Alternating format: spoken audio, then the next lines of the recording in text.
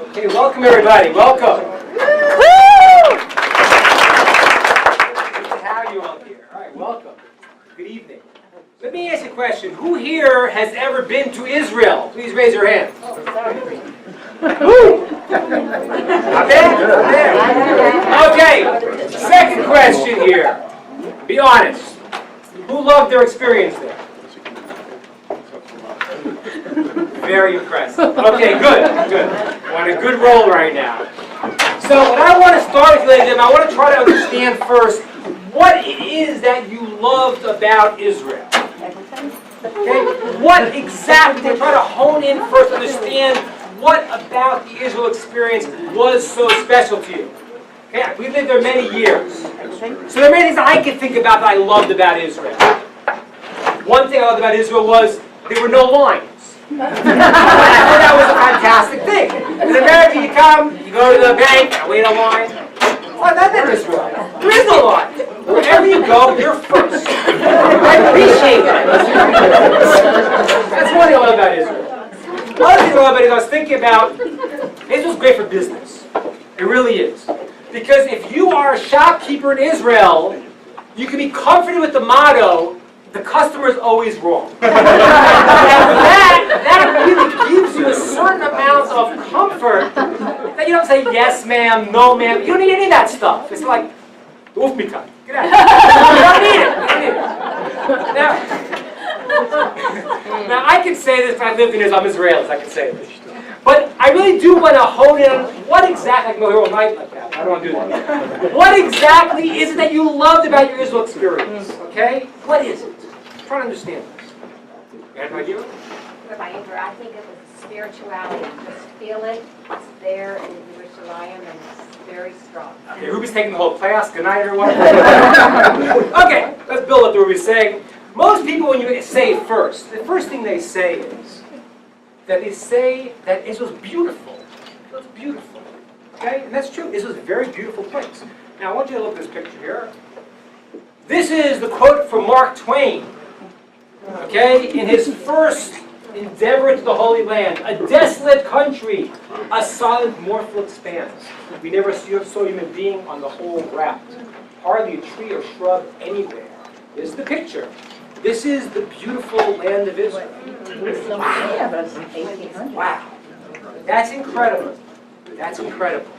So yes, Israel is beautiful today. But you got to realize, when we took it back, it was not looking like that. That wasn't the love that we felt.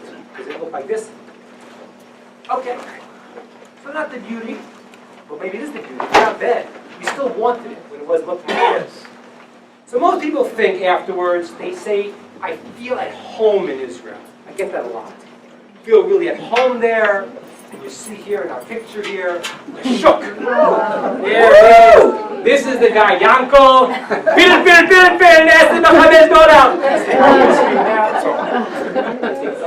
This is the shook experience. And I tell you, it's a fascinating, but most people, and you hear some people all the time, he'll say, listen, I go to Israel, I can't believe I go there, and the cab driver is Jewish, the shopkeeper is Jewish, the policeman is Jewish, the bus driver is Jewish, everyone's Jewish. It's like being in New York. Now that all may be true, it's home. But I want to understand more deeply tonight, what is it about home that we love? Home is not a house. That's not what it is. What you love about home is, as Ruby was saying before, it's a certain connection to something that is greater than just yourself. If it's your family, if it's your values, you're connecting to something much greater than your limited environment. And most people, therefore, when they go to Israel, they can't always put it in words, but they feel home. They feel they're connecting with something deeper. This is what the sages tell us. Yes, you are. Because what you're connecting to in the deepest sense, you can call it love, you can call it community, you can call it whatever you want to call it. The other term we use for it is connecting to the divine. You're experiencing godliness. And you might not call it that. Not everyone calls it that. Some people will not say, I'm having a religious experience. But you are. Because what you're experiencing there is something greater than yourself. The community, the connection with the people, the connection with the land, it's connecting to the source, the infinite. And that's what the sages tell us, really, is the whole purpose of life. We are here in this world in order to get the greatest pleasure. And the greatest pleasure is to connect to the infinite. How do we do that? We become godlike. We go and are godlike in our actions towards others, how we love other people, how we perfect ourselves, the world around us, and then we can experience our connection with the infinite. That's what it is. Okay? So that's what home is, I believe. Now, if that's true what I just told you, then this should be your picture of home. The desert! Here we have the clouds of glory. The Jews in the desert, in their experience of leaving Egypt, really apparently had everything. What they had an experience of experiencing God. They had the clouds surrounding them, the clouds of glory. Okay? They had the manna, spiritual food falling from the sky. Right? Right? Not as good as Elisheva's lasagna, but bounty points. Ziti. Yeah. Right? But you could eat the manna, and you could have thought to yourself, I want to taste like Elisheva's meaty ziti. Spiritual food. Okay, so this should be the picture when we think, but yet it's not. It really isn't. Because the Jews, the goal is to get into the land of Israel. We're not supposed to stay in the desert. We're supposed to go, in the beginning, the inception of our existence, into the land of Israel. Here you have a picture of the basic Mikdash, temple, model of it. And what it is in the land of Israel is to go into a place where you're not experiencing God out in the desert. You're experiencing God in the physical world. You see, that is the highest level. When the physical all around you is imbued with spirituality. That's the goal here. Okay? The goal in coming into the land of Israel for us, and whatever you call it, it's fine. But the goal was and is to come to a place where spirituality is palpable. You can taste it. You can feel it. You can experience godliness. I mean, I'm sure everyone here went to the coast of the Western Wall, felt something. You feel something. And the experience of being in Israel is the idea of having a place in the physical world that you can go and you can experience that connection clearly. It's clear. That's why you feel love to hopefully other people around you. You feel a certain connection because the experience of godliness is what you're tuning into. And God's everywhere. God's in Atlantis, in Sandy Springs. He's everywhere. He's everywhere. Good news. Good news. He's in the perimeter and out of the perimeter. Okay? But the point is, when you go to the land of Israel, God's presence is more finely experienced. He's revealing himself. And that was the purpose of coming into the land of Israel. Okay, so now here we go. We're in the desert. We want to come into the land of Israel. And we got a problem. And now we're talking about today. Now where we are. Okay? Let's go to today. We are now in the month of what? What month is it? July. Which is religious fanatics here, I think.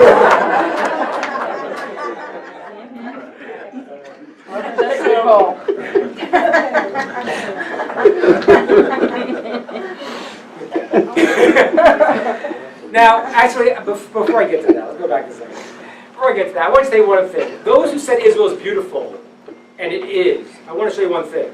You know why Israel is beautiful, by the way? It's because of the same concept.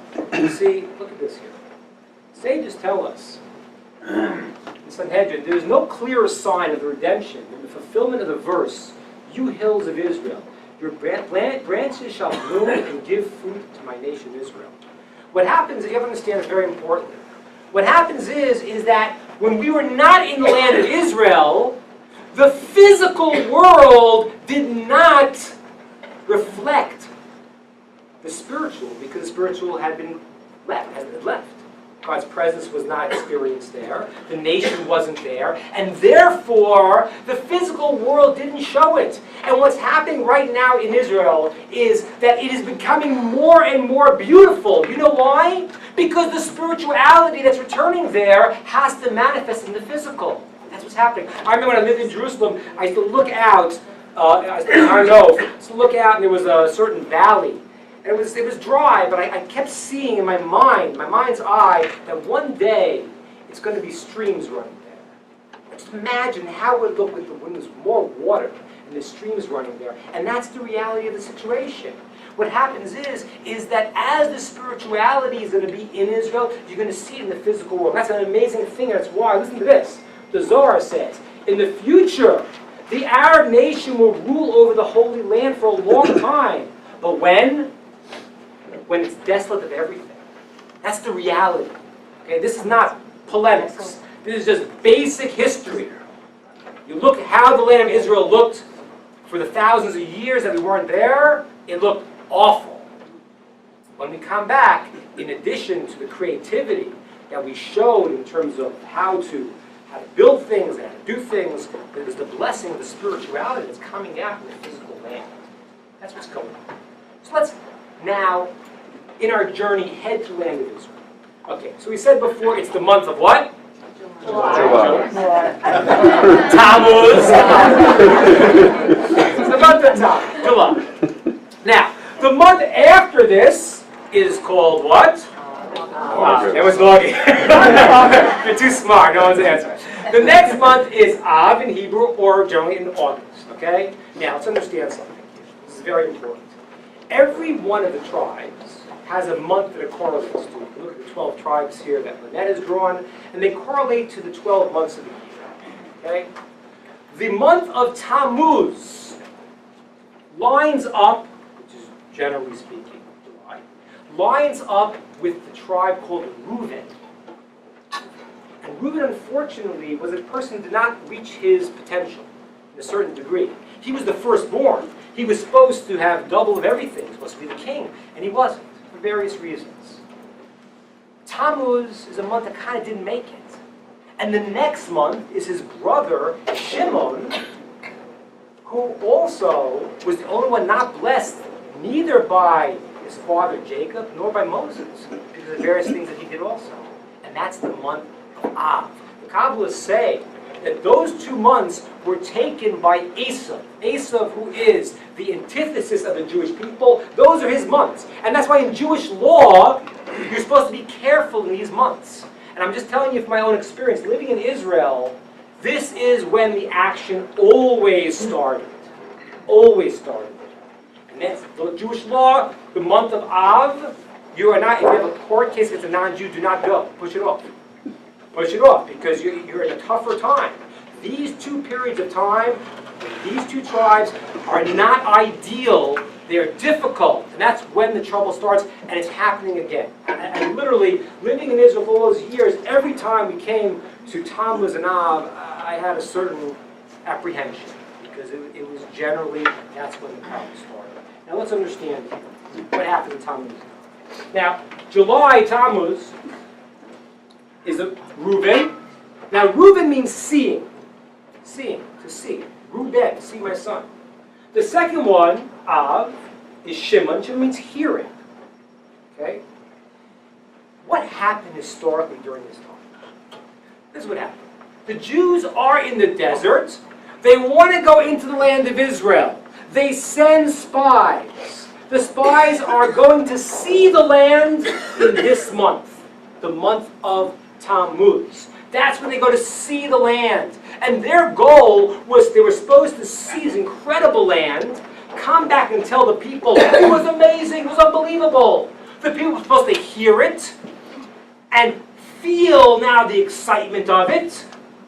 And the way it works is when you see something and you feel it, you bring it out in action. You're supposed to say, yes, let's go. But that's not what happened. What happened was, in the month of Tammuz, The spies of Israel went to the land and they saw everything wrong. There was a glitch in their way of seeing the world. Whether it was a problem with their own self-image, the text says they were grasshoppers or nothing. Whether the problem was fear, all the various problems they saw, but they did not see this is the land we're going to experience God through. They didn't see that. And when they didn't see it, they came back, they told the Jews. The Jews heard, oh my gosh, this land's not for us. And it led to action.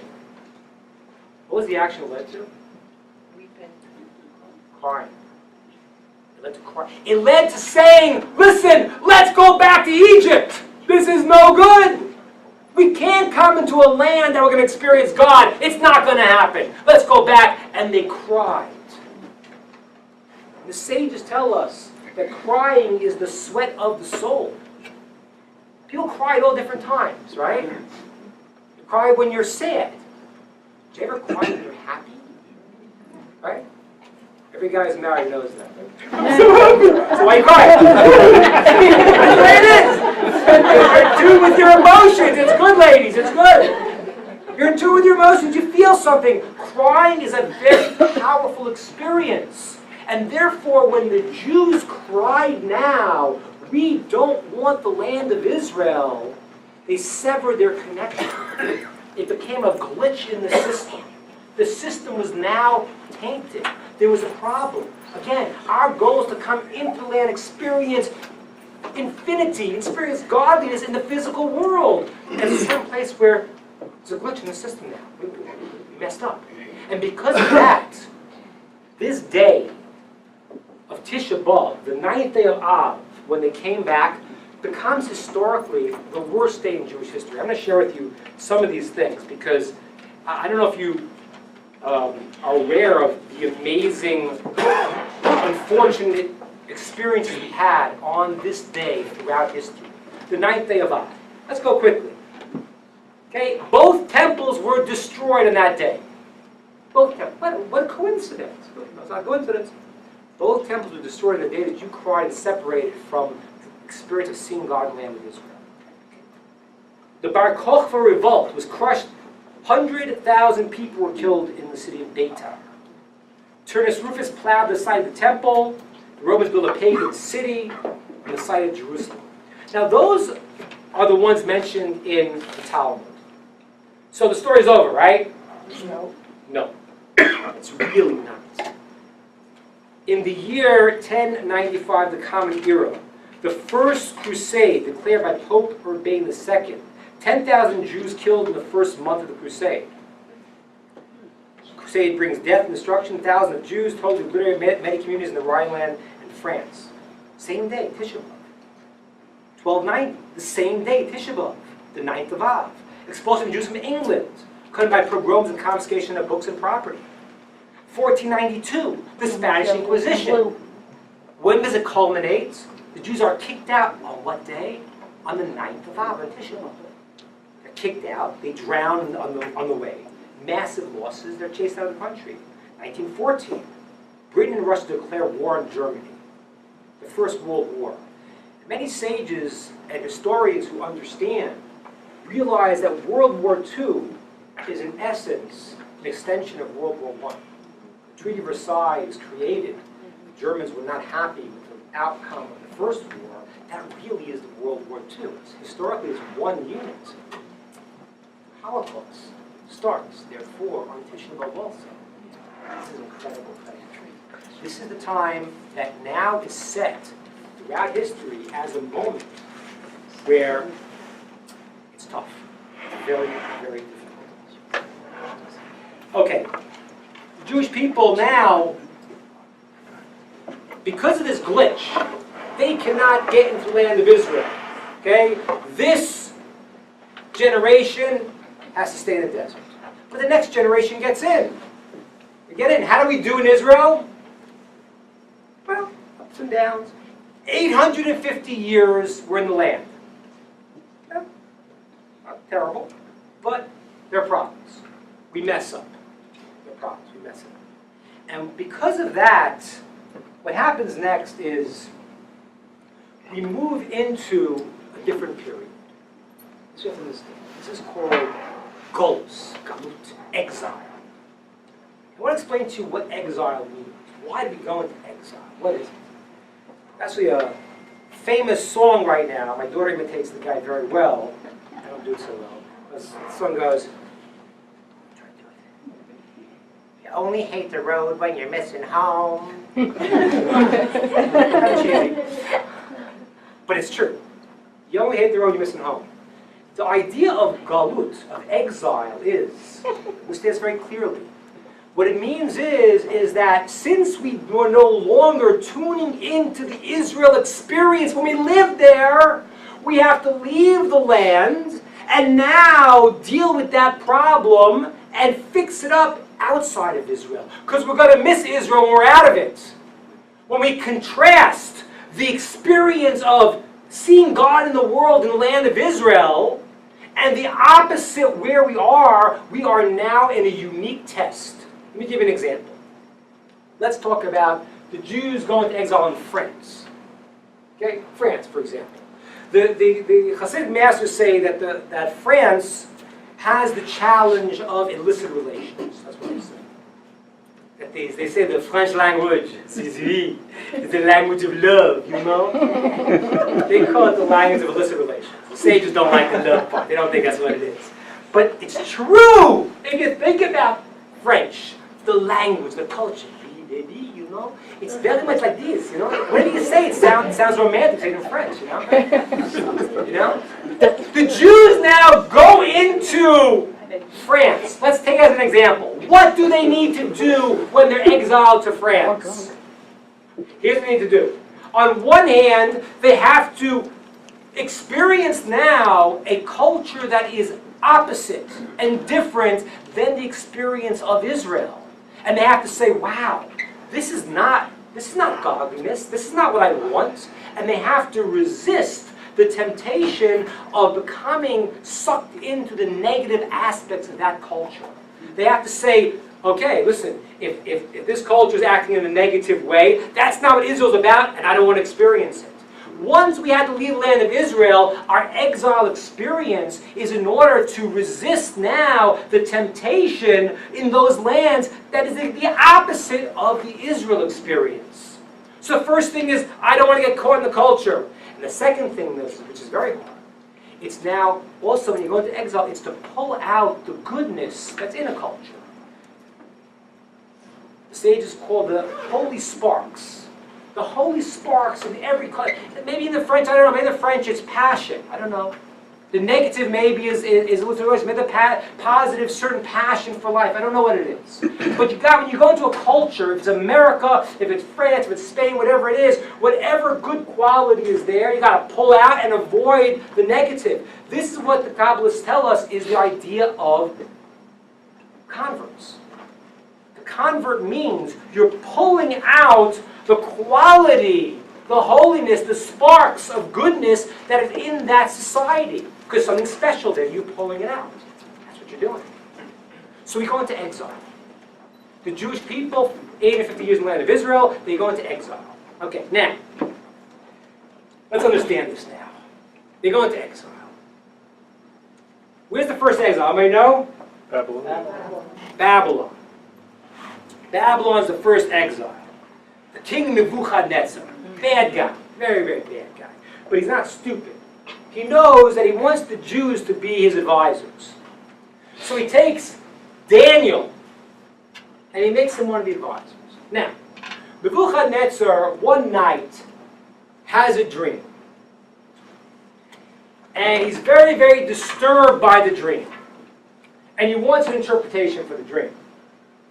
So he calls all of his wise men, including Daniel, and he says, "You guys got to interpret the dream." Okay, sure, fine, no problem. What's the dream? I don't remember. What? You're going to dream? No, I don't remember it. Okay, but we can't interpret it, remember it. You must interpret it and tell me what the dream is, otherwise I kill you all. This is where it comes to the idea it's good to be the king. That makes no sense. What do you mean you're going to kill us because we know what the dream is? Yes, that's what he says. I'm going to kill you if you cannot interpret the dream and tell me what the dream is. Daniel goes and prays to God. Prays to God, he says, Hashem, you're going to kill us all. Tell me, show me what the dream is. And God tells him what the dream is. And he goes to Nebuchadnezzar. He tells him his dream and the explanation. Okay? Here is the dream. Nebuchadnezzar sees a statue. As for that image, the statue he sees, its head was of fine gold. He has this dream. The head's of gold.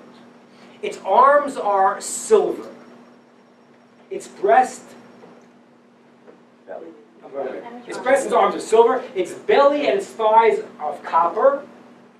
Its legs of iron. Its feet is part iron and part clay. In the dream, then, what he sees is a small rock that comes up and smashes the feet.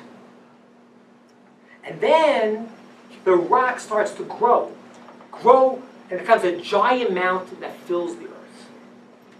Now, that would kind of disturb me, right? Like, too much Mexican food, went to sleep or something like that, you know? Why do I have that kind of dream? What is that? So Daniel explains, here's the dream. The dream is the Jews will go into exile. And there'll be 4 exiles.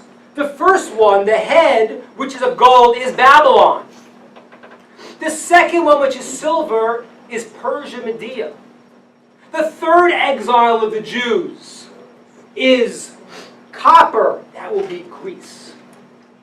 And the last exile that we're in now is called the Roman exile, Edom. Rome, which is tantamount to the Western culture we live in, that is going to be the 4 exiles of the Jews. And this little stone that comes along, you know what that is? That's going to be the Jews. That's going to be the Mashiach. That's going to be the person who's going to lead the Jews. It starts like a little stone. He's going to break the feet. He's going to destroy the kings at the end. And the whole thing's going to come crumbling down. And that little stone is going to become a giant mountain and fill the earth. Nebuchadnezzar did not like the interpretation too much, as you can well imagine. Right? He tried all different things to try to avert it, but that was the interpretation. This is what we're going through. The 4 exiles, we're in the 4th one right now, called the Roman exile, which is tantamount to Western society, as we'll explain later. Now, I have a question for you all here. This is very interesting, it's very nice. But when you think of the difficulties we're going through now as a nation, what do you think about first? Who do you think about first? Arabs. If you look here, Josh says to us an amazing thing. Why is his name Yishmael? Why is the father of the Arabs called Yishmael? You thought that meant God heard the cry of his mother and answered. That's not the reason. Because in the future, God will hear the cries of the Jewish people because of what the children of Ishmael will do. He's called Yishmael because he's making us scream. We're screaming our guts out, and God's hearing us because of what he's doing to us. Wow. Look what it says here. When Yishmael will fall, when the Arabs will fall, at the end of days, then the son of David will arise, who is a descendant of Isaac. Texts say that the only time the Jews will come to their full fruition is at the demise of the Arab nation. So I'm confused. Why in the world are they not mentioned as the 4 kings? The Arab nation is persecuting us. I want to tell you what it says in the Zohar. The Zohar says there was no suffering as great as we've had under the Arabs. And the Zohar also says that the greatest hatred that was demonstrated to us was through the Arab nation. That's what it says. And I don't just quote a verse. We see it. We see what's going on. What's going on is unbearable, and it is serious. And yet, in the vision of Daniel, the Arabs are not included. Why not? Why are they not the fourth kingdom? I don't get it. Now, what I'm about to explain to you now, I'm going to give you 3 different answers. All 3 answers are going to be extremely crucial. Okay? They're going to show us a whole different way of understanding our current events, what's going on right now. They're all 3 true. We need to understand, why are the Arabs not mentioned as we're living in the exile of the Arabs? This is the exile of the Arabs, apparently.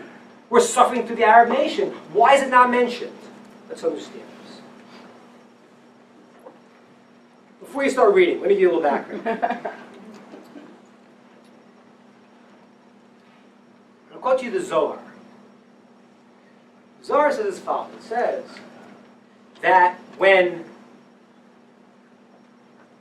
Sarah said to Avraham, "Take my handmaiden Hagar and have a child with her," that opened up a very, very problematic stage in our history. It gave the Arabs a chance to go in, enter into our universe, and affect us dearly and seriously. At that moment, it was a terrible moment. Yishmael is born. Yishmael at first is not acting properly. God says to Abraham, "I have good news for you. You're going to have a son. Another son. Who's that going to be? Isaac, Yitzchak." What did Abraham say? He said, "Lu Yishmael yichel v'necha." He said, "God, that's wonderful, but I just wish that Yishmael would be a righteous guy before you." He clung, our forefather, Avraham, he clung to Yishmael. He loved his son Yishmael. He loved him. And he prayed for Yishmael. And God said, I heard your prayer. Okay, Yishmael will live, he'll be all right. And that merit of Avraham praying stands for Yishmael. Now furthermore, Yishmael then does something. He has a circumcision. Right? He circumcises himself. And when he does that, that's another thing that he's doing. The Arabs, we got to be honest, there are certain positive things that they do. Those who have been in experience of sometimes Arab cultures. My brother traveled to North Africa, and he told me that the Arabs would welcome him in for 3 days. They had to welcome. They learned hachnos orachim, welcoming guests from Abram. 3 days, you're welcome. The 4th day, we can kill you. But 3 days, you're in. You're good. I always left for the second 2.5 days. But they had certain things they learned. Now, Zohar says as follows.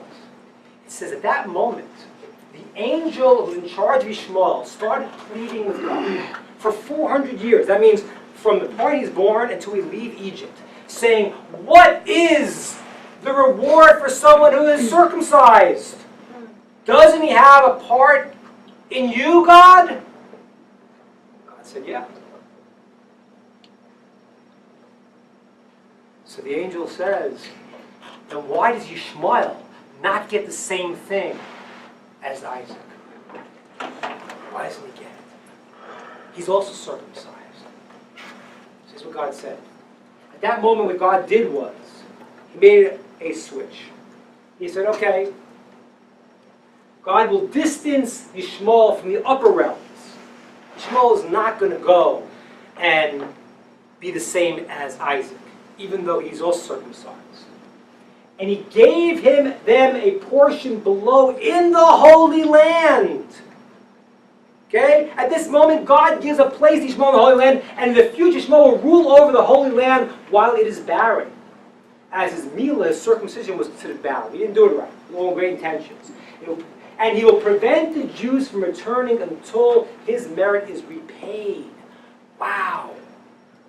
Yishmael has some kind of merit. Let's understand more about Yishmael. Here's what it says he will be. Here is the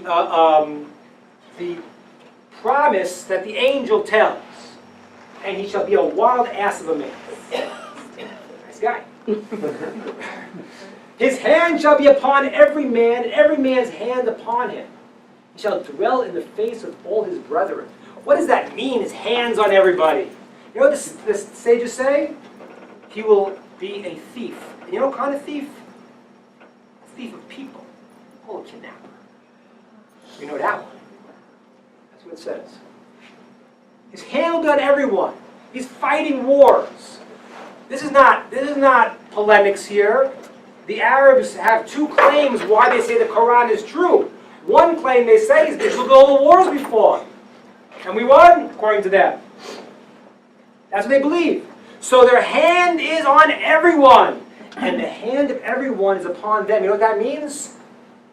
You still need them. You know why you need them? Oil. That's right. You still need them. Everyone needs them.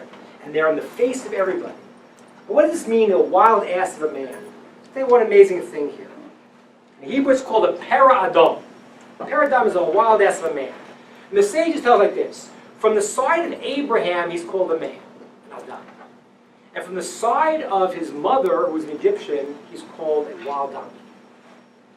If you look at the way the Arabs function, you can see this. You see, the Arabs, in one sense, they believe in God. They talk about one God.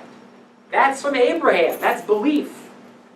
That's a merit for them. You gotta understand, it's a merit for them. They understand there's one God. But they're wild because there's no control how it works. We believe in one God. There is a way that you function. There's commandments, things you have to do. Their belief is uncontrolled. We believe in God and we'll blow everybody up to show the point. This is who it is. So, on one hand, he's got his own merits too. He believes. If you go, sometimes I go when I'm at an airport, and sometimes, you can try to find a corner I could pray. And I can see that who's been there before, who's found the same corner, as me, is a Jew or an Arab. I can see something that they were lying down, or something. I can see a sign somebody was there praying. So they have some merit in their own. We got to face it. Here's the last part we understand in this. When first Hagar, Ishmael's mother, gets pregnant, so she starts showing off to Sarah. Sarah's a nobody. Sarah's nothing. And Sarah realizes the problem. Sarah afflicted Hagar. Nachmanides says the following.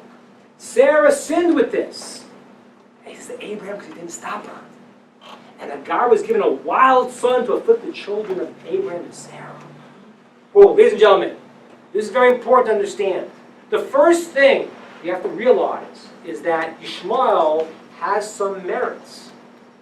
Through Abraham's prayer, through his circumcision, through what Sarah did, through his belief. And therefore, you got to know one thing. Although we need to fight him physically, we also need to fight him spiritually. Spiritually, we need to be more righteous. Spiritually, we need to bring out what we're about. Okay? We got to proclaim there's one God in the world too. We got to blow people up. We have to come back. There's a spiritual power of Ishmael. The first answer why he's not mentioned in the four kings is this. Because those four kings stole the thing from us.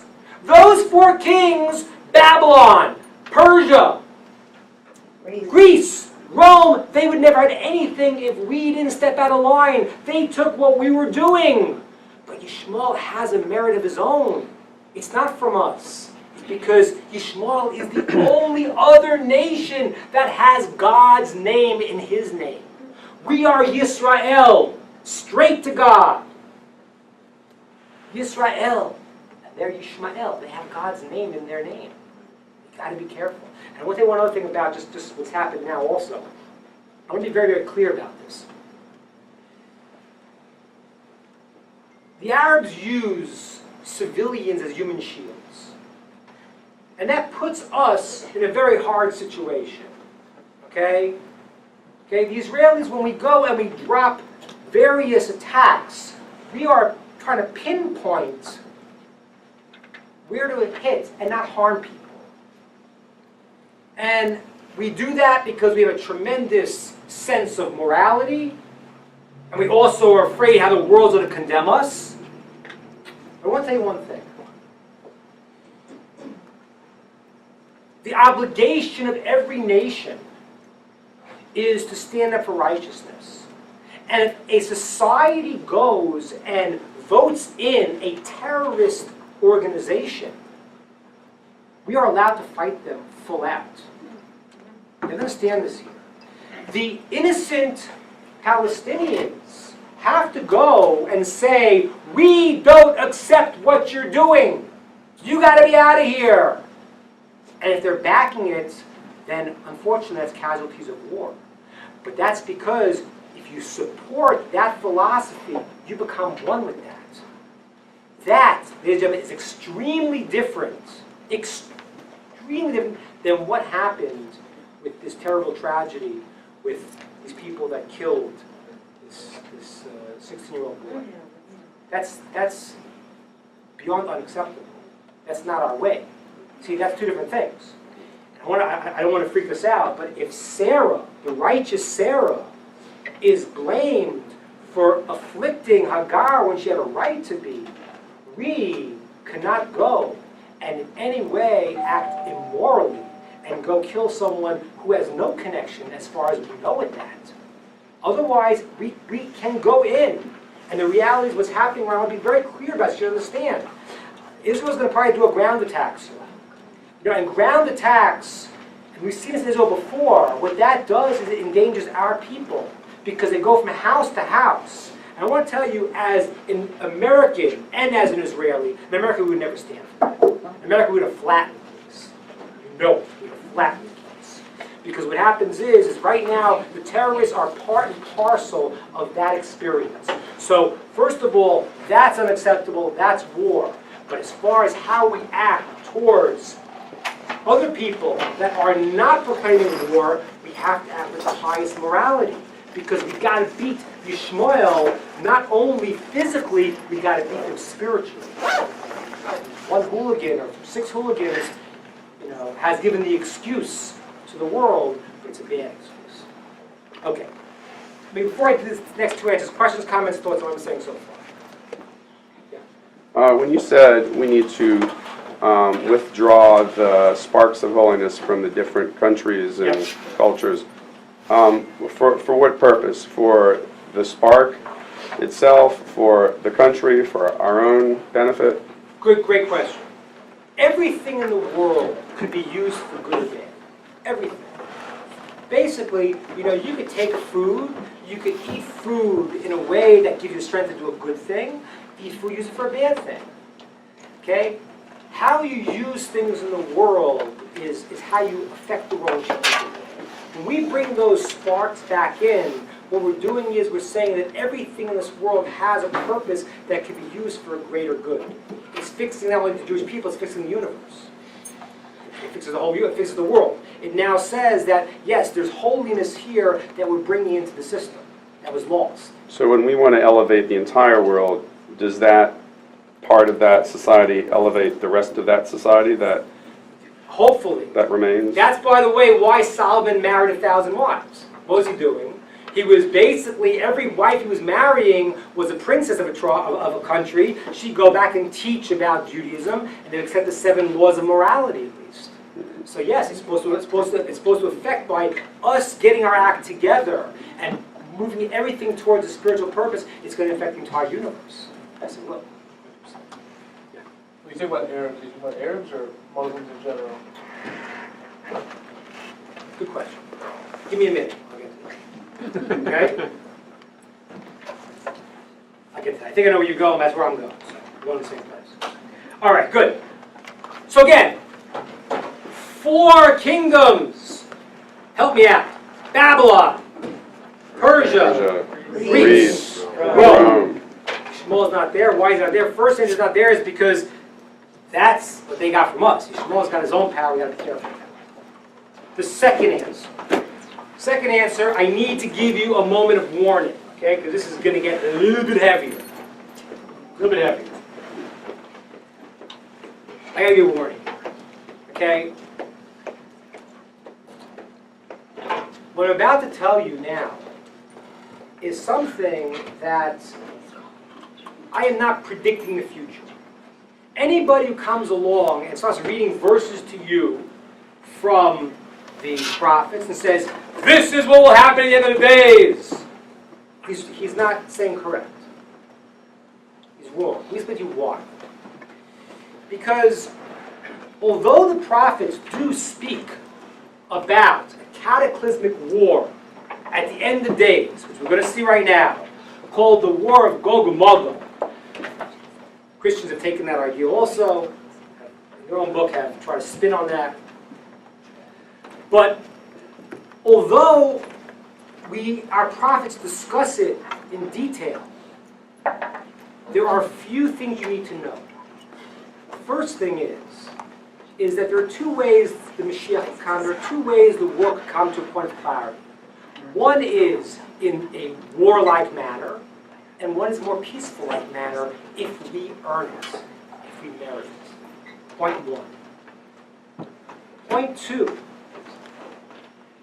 Maimonides says, if you try to read the verses now, you try to explain them, you will not understand them until afterwards. When you look back, you'll understand how all these verses came true. But when you're in the middle of it, you won't. You know why you won't? Here's a very important principle. Because we have free will. See, we can change the way these things play out based on how we act. Therefore, there is a statement in the Torah, in the Talmud, that God considered making one man called Chizkiah the Mashiach, and to consider the war that he fought before as being that final battle.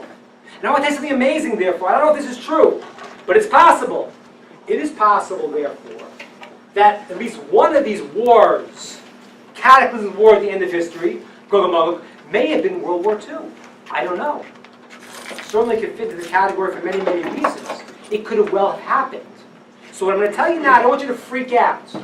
I want you to go home and, they said the thing duck and cover, when you sort of, Duct tape. What? Duct tape. I don't want you to go home, I don't want you to hide underneath your bed, because I'm not saying it has to happen this way. But we're now going to understand what it happens at the end of history, what's going to happen, and it may play out this way, it may not. We don't know 100%. So don't get nervous. Hopefully it's going to be good. We have free will. We can change the way it happens. It could have already begun. It could be at the tail end of it. I don't know. But it's important to understand what the prophets say, because it's going to play out in our situation right now. Let's go. Before you read this. So now, it says, there is a king named Gog from a northern country. We don't know exactly which country it is. He gathers together with him other armies. Meshech, Tubal. Those are actually, we know some of them are European countries. Yeah, we do know. Alvin says that clearly. Some European countries. He gathers them together, along with Persia, Cush, and Phut. And they try to conquer the land of Israel. This is now a mass movement. He's getting all the nations of the world against us. All of them. There are other ones I haven't mentioned here. Turkey and other ones. But he gathers the nations of the world together, and they go to Israel to fight, to destroy us. They're going to go 3 times. The first time they go, in the middle it says, every man's sword shall be against his brother. What the heck happened? What happens is, these guys get an army, and they go to kill us. And what happens is, when they get there, they look at each other and say, wait a minute. We're going to kill this infidel, the Jew. You're also an infidel. See, these guys are the Western civilization, what's called Edom, Rome. These other people, Persia, Cush, Phut, those are the Arabs. And what happens is, when the War of Gog and Magog happened, the first thing they do is they take the enemies of the Jews from, we'll call it Rome, whatever that represents, and they combine with the Arabs. And they come to kill us. But what happens is they turn against each other. Because they say, we're going to kill the infidel. You're also an infidel. We don't like you either. They say, we're little Satan. In America, the Arabs say is the big Satan. They're also infidel, according to them. So this whole thing breaks apart. That's what it is. It breaks apart. And now I can explain to you what the vision of Daniel was. Remember I said there was, first one was gold. Who was that? Babylon. The second one was silver. Who was that? Persia. Third one was copper. Who was that? Greece. And the last one was what? Iron. That was who? Rome. But it said iron and what else? Clay. And iron and clay don't blend together very well.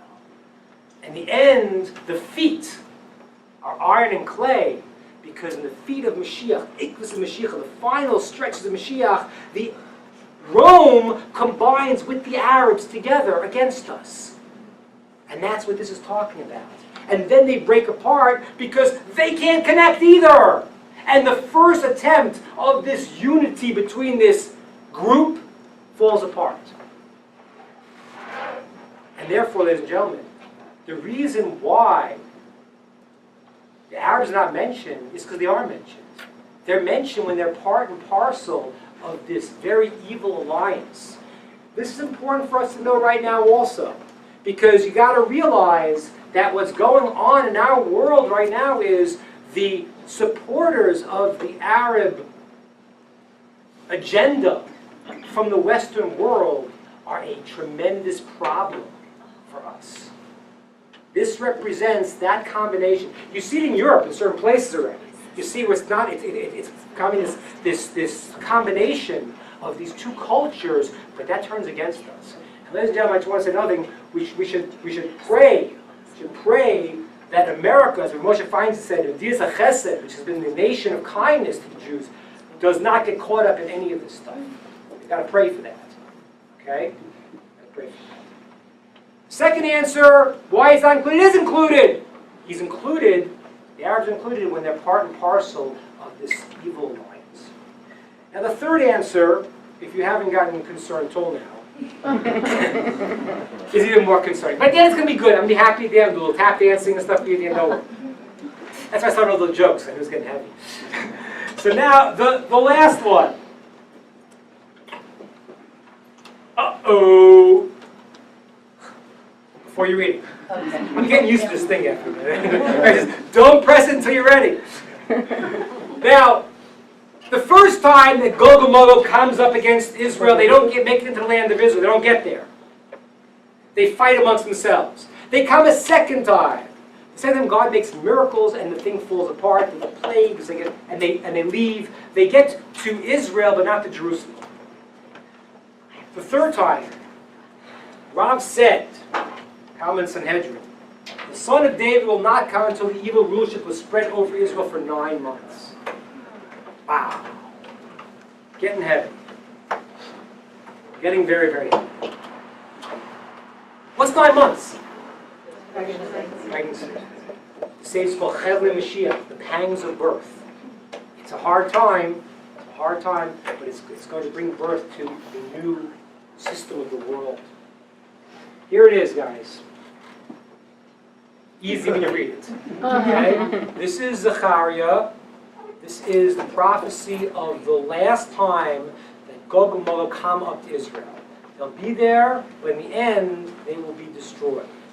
This is how it goes. This will be the plague with which Hashem will strike all the peoples that have organized against Jerusalem. Each one's flesh will melt away while he's standing on his feet. Each one's eyes will melt away in their sockets, and each one's tongues will melt away in their mouths. What does that sound like? Stephen King movie. Yeah. And the verse says here, Zechariah, then Hashem will be king over the land. On that day he will be one, and his name will be one. The third time that it happens is the big one. It's the big one. And that's the time where, in the end, we're going to see the truth, but it's going to be a rough ride. Now, how the Arabs get involved? This is the last one. So, hold on. The way the Arabs get involved is that I told you before there are 4 kingdoms. There's Babylon, Persia, Greece, and Rome. Now, wait a minute. Does anyone know where Persia is? Iran. sages tell us that Iran is the Arab connection at the end. Iran is the Arab connection at the end because Persia is Iran. And the Talmud says, at the end of days, the ones that will be remaining will be Rome and Iran and Persia. Brace yourselves. In the year the Mashiach will be revealed, all the nations of the world will fight each other. The leader of Persia, Iran, will contend with the leader of Arab. Arab is probably Saudi Arabia. I added that. Saudi Arabia. The king of Arab will go to Aram, which is probably present-day Syria, to consult with them. The Persian leader will then destroy the world. All the nations will tremble and shudder and fall on their face. Does it get better? Look. And their pain will be as labor pain. Israel will shudder and tremble too, and say, where can we go or come? And God will say to them, my sons, don't fear. All that I have done has only been for you. Why are you afraid? Do not fear. Your time of redemption has arrived. Ladies and gentlemen, this is the key. First, when Netanyahu says, keep an eye on Iran, he's right. I don't know if you got this, but keep an eye on Iran. You don't want to support Iran because Iran is the one the Talmud says at the end, and Medrash says, and the Zohar says, is the one that is going to create the greatest atom. And it's scary. It's frightening. I understand. But I want to just tell you one thing. Read the last line. Read the last line. Don't be afraid. I've done this all for you. Look, I destroyed the world for me.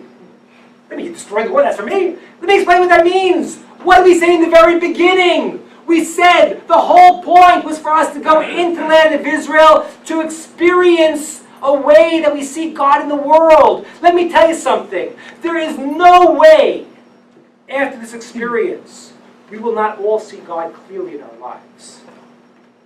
That's what it's about. All of the exiles and everything we're going through is in order to go and to connect us. It is not to harm us. Don't be afraid. It just means your time of redemption has arrived. I remember my brother lives in the old city. I called him up one time when things were going crazy in Israel. I said, how's it going, Sviari? He goes, oh, it's going great. It's going great. It's better news. It's not going great to me. He says, yeah, the thing's falling apart. It's exactly like it says in the Medrash. It says in the Zohar. It's all playing out. It's scary. It is scary. But the final line is, don't be afraid, because that's what the whole purpose is, to see that it's not Iran, and it's not the President of the United States, and it's nobody. It's God running the show. And when we go into the land of Israel, you have a moment. You see the Western Wall, and you say, oh my gosh, look at this place. I feel God here. I feel something spiritual. And we lost it. And now we're around the world. We're spread out. And this is all coming in the very end to make us have that experience. And when we experience, not only us, everyone experiences it. At that moment, everyone's going to know the reality of the world. We got to stay strong right now. You got to stay strong right now. Okay? You got to pray for the land of Israel. You got to pray very, very strong for the land of Israel. You got to pray that the pains of Mashiach should not be too hard. You got to pray. You got to try to be righteous. Out-merit the Arabs. That's what you got to do. Also, what you got to do is not to be afraid. You got to realize the whole thing is for us to be able to see the way the world really is. There's a God running the show here, and everything else is an illusion. Let's try to see that and understand that. Questions, comments, thoughts? When they say destroy the world, what do they mean by world? Well, so obviously it can't be the whole world because the people are still talking. But it probably means they've done something very, very cataclysmic. Because if they're going to take over Israel for 9 months, they can do a lot of damage in 9 months. So there is actually another verse which I didn't quote for you in the prophets that says that Zion will be a refuge. So Jerusalem is going to be all right, but it's going to be scary. It's going to be scary. But yes, you got to understand. So what they're going to do, we don't know exactly. I showed you the verse in Daniel, which is very frightening. Don't. But again, what the Arabs, what Iran will do, I don't know exactly. It can't be literally destroying the world because we see the world is still here. The Jews are here, the nations of the world are still there. But it will cause great, great havoc. And we have to understand that we don't need to be afraid of that. We need to try to see through the illusion of that and see how it is. What is the spark that we're pulling out of the U.S. and whether to not be like something bad or to do something good? I think America, this is my own opinion, I haven't seen this in place. I think America has a quality of idealism. It's something that's, I think, a special thing. I think America has a quality of a certain ideal of what you could do. You're not so limited. It was built on idealism. We're going to create a nation that's going to be different. So I think there's a certain quality of America that holds an idealism, and I think that's something that I personally, I'm not saying I haven't seen this abroad any place, but I feel like you could bring out. I sometimes find that even with people I know that are religious, listen, hold yourself, you could accomplish, and sometimes people are tainted in that area. I think that may be one of the good qualities of America that we could learn from. It's very nice that at the end of the day, it's what we do. In the meantime, you're talking about a world in which our sons may be killed. How can you say, don't worry, don't be afraid? I mean, this is now. So,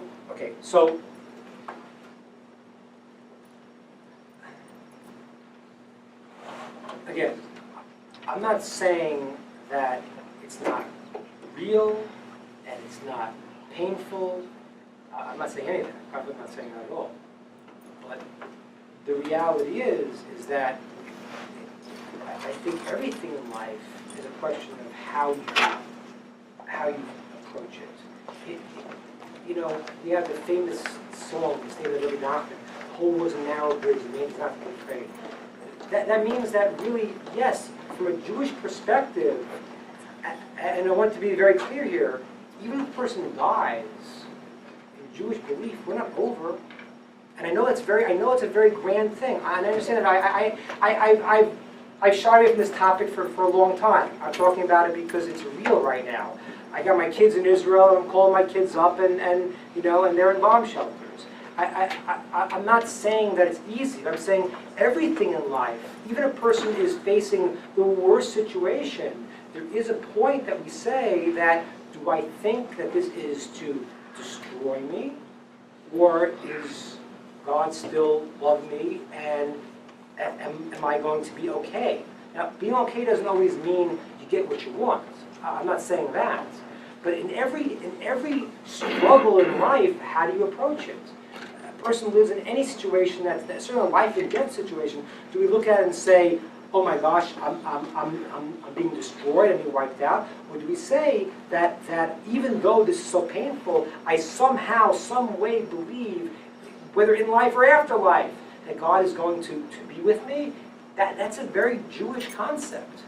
That's a fundamental idea. Now, and it's hard. I'm not being cavalier about it. I'm not saying it's easy. I'm not saying that at all. It's not easy. I'm trying to just have us get our bearings on the situation.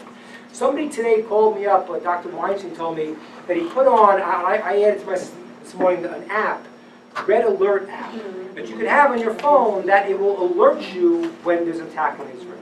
I think it's a brilliant idea, because you're sitting here in America, and then the rabbi's talking about things. No, it's not philosophy. This is real. This is real. And what we have to do is to call out and to be mishtadef, to participate in the pain of the Jewish people. I'm not being cavalier and saying you don't. I'm just saying bottom line is that yes, I do believe no matter what happens, that even in this situation and even in that situation, yes, I do believe that we're going to come out okay. I do believe that. So the purpose of all this is to connect with Hashem, right? Yes. We're supposed to connect. Is there any hope that we can connect before all this happens? Yes, and as I said to you before also, that's why I introduced, I'm saying this can come out in many, many, many ways, okay? It doesn't have to be the way you're reading it as the cataclysmic event. It doesn't have to come out that way. So I prefaced that by saying that. I'm just saying to you, this is... Try it again, I don't know if What? We just hear about accounting, so it's like they go to. So I said earlier, there's many ways that things can play out. That's why, and that's why I've never told this topic before in public, because it's frightening, and Maimonides says that you're never going to understand it until after it's done. So people will say, well, this was going to happen, that's going to happen. Nobody knows. It maybe happened already. Maybe it was the Holocaust. Maybe it was. Is that a crazy philosophy? No, it's not. Is the Mufti's combination with Hitler possibly this? Maybe it is. I don't know. I could find many ways to understand it, and all of those can be true. So yes, we have the ability through our actions to change the path of how it comes out in a peaceful way, and even if it comes out in a non-peaceful way, it doesn't have to be the way we're imagining it right now. To mitigate a little bit. 100%. So what, I know not the 91st Psalm is the protection Psalm. I was telling this young lady, the 91st Psalm is for protection, which probably, I say it every morning before I leave my house. But what else can we do specifically, and that's where I think we have to rally, to do, what can we do specifically to try to mitigate what doesn't look like a good situation? All right, here's the thing. First of all, prayer. I'm going to be saying a Tehillim in a second, a Psalm. Prayer. Prayer is crucial. Prayer is now is the time you got to pray. You got to pray. You got to pray every day, thinking about Jewish people, the state of Israel. Prayer is crucial. Now again, if you're not a big prayer, make up your own prayer. You want to read a Psalm? Read a Psalm. If it doesn't fit for you, then say it. Just say it. You've got to talk to God right now. First thing is prayer.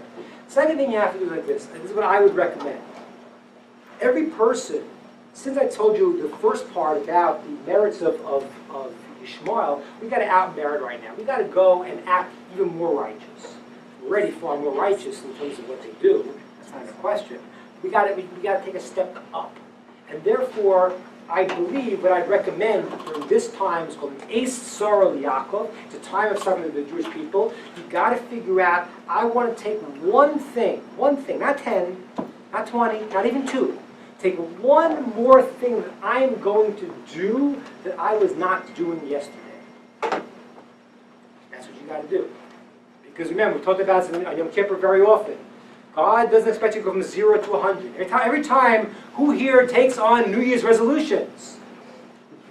Okay? How long until you don't keep them? January 3rd. So don't go from 0 to 100. Go from 0 to 1. If you're at 10, go from 10 to 11. Take one thing that you could do that would be some improvement. And the third thing I would tell you to do, one thing that Victor Miller had recommended. I'm saying this for American Jews. Victor Miller recommended that every day you should take a minute or two to think about the destruction of the temple. Take a second to think about it. I think there's got to be a way that we think for a moment about the entire Jewish nation. Because we're here. And it's really easy to go and to kind of like, listen to the news. If I don't listen to the news, I won't think about it. If I don't listen to the news, it's not happening, right? No, it's happening. It's happening, okay? I'm talking to my daughter, and she said, hey, what's wrong with the alarms, right? The sirens are going. So it's happening. It's happening. So therefore, I think we have to take also a moment to be called mitzvah tzar. Find a way to any way that you do it, to unify us with the greater Jewish people. To think about it, to learn about it, to do something that you're joining in and you're part of the greater whole and not separating. That's something that we need to do very importantly. I want to just address the Helen's point, because there are a couple of us, or many of us, have kids who are literally on the front lines. Kathy, our kids, whoever else. And I think that the way we get through this, and I think it's really important to do this, is to have a munah. You have to have faith. You can't sit worrying day and night, thinking about it, and worrying yourself to death, because A, it makes no difference, and B, you have to have munah. You have to say what is meant to be, will be, and there's nothing I can do about it. It's in Hashem's hand. And live with it, because that's the only way that you can handle it. Well, but again, just to qualify, but again, just to qualify, and I agree with what you're saying 100%. I'm not saying don't do the Right, praise. right. I'm In saying other words, we still want to do, but that's what it says, do not fear, that is emunah. That is emunah. And I want to tell you something, this is not me, man, I'm not making this up. The Talmud says that the prophet Habakkuk, later prophet, came along and said, I'm gonna boil down to you what you need at the end of time. And he said, Tzadik b'emunah so yachia. What you need at the end of time with this insanity around you is to have emunah, is to have trust in Hashem.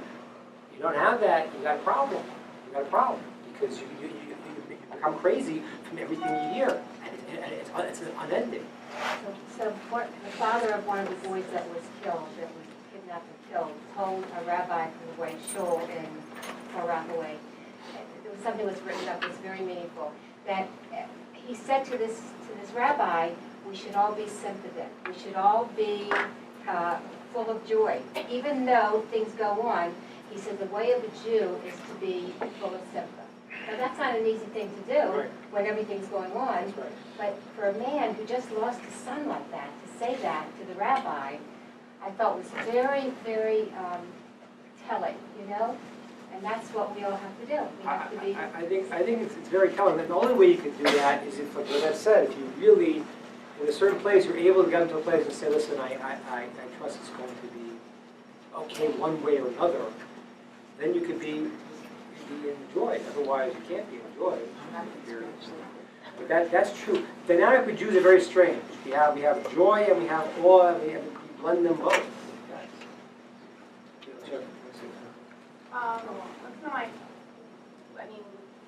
Kind of right before the Tisha B'Av, but we're also right before the high holidays where we say Tefillah and stuff.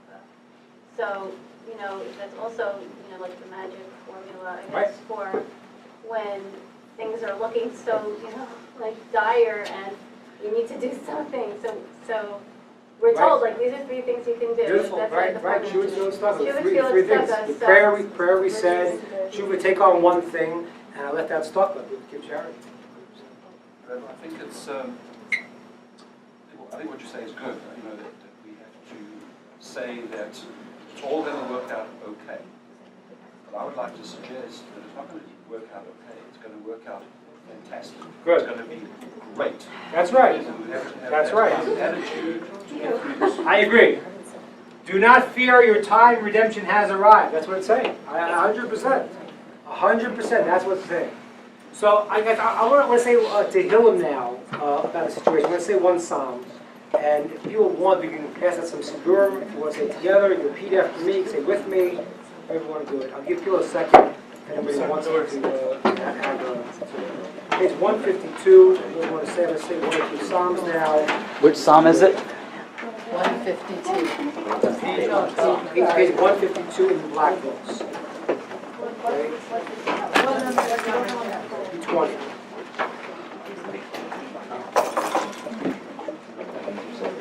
Okay. Those who know can say with me. I'll say it slowly if you want to follow there. 153. Psalm 20. You got your phones? Yeah. What page is it? 220?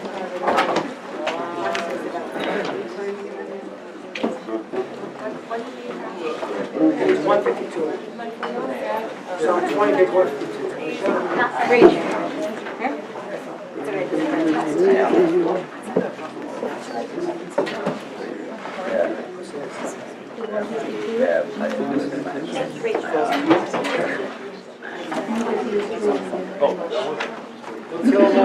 So Psalm 20, page 152.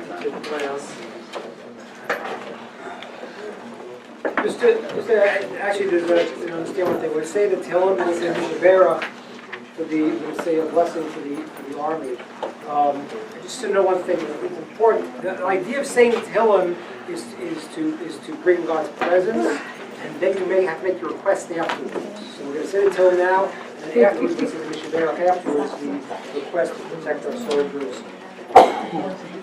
Page 152 in black. Okay, I'm reading Hebrew.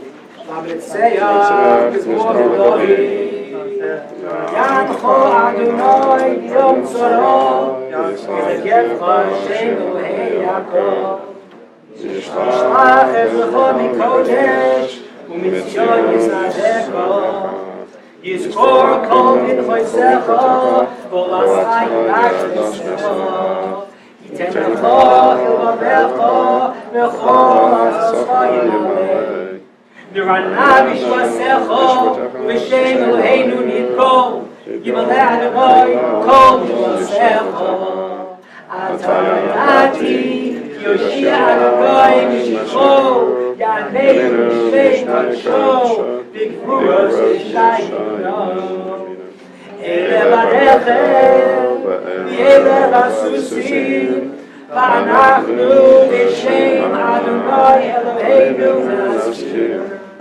Heima Horu V'Nafalu V'anachnu Kamnu V'Nisodot Adonai Hoshio HaMelech Laneinu B'Yom Kareinu. Yisrael, I was saying, Rabbi Sadokov, Yivrech Eschayel Tzavah Adonai Yisrael, I'm strong, I was saying, V'arei Eloheinu, V'vulo V'non, Ad Yidbar Mitzrayim, Min Hayam HaGadol, Ad Mavo Arava, V'Yemasha, V'Yur V'Yam, Ten Adonai Tzavenu, Kamim Aleinu, V'Gofi L'Fneihem, Kosh Baruch Hu Yishmor V'Yatzil Eschayel Leinu, V'Kol Tzar V'Tzukah, V'Kol Negal, V'Machala, V'Lach Baruch V'Atzlacha V'Chol Ma'asei Yideya, and Ber So'Neinu, Tachteya, Yater, V'Yitrem B'Keser, Yeshua, V'Teres Nitzachon, V'Kem Hem HaKatuv, Ki Adonai Elohechem, L'Echem Lechem, Lechem Lechem, Imeveichem, Yeshia Etchem, Nomar Amen. Amen. You blessed our forefathers, Abraham, Isaac, and Jacob. May He bless the fighting of these defense force who stand guard over our land, the cities of our God, from the border of Lebanon to the desert of Egypt, and from the great sea onto the approach of our love, on the land, in the air, and on the sea.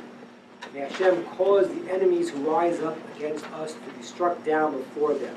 May the Holy One, blessed be He, preserve and rescue our fighting men from every trouble and distress and from every plague and illness. And may He send blessing and success in their every endeavor. May He lead our enemies under their sway, and may He grant them salvation and crown them with victory. And may there be filled for them the verse, for as Hashem your God goes with you to battle your enemies, for you to save you. Now let us respond. Amen. Amen.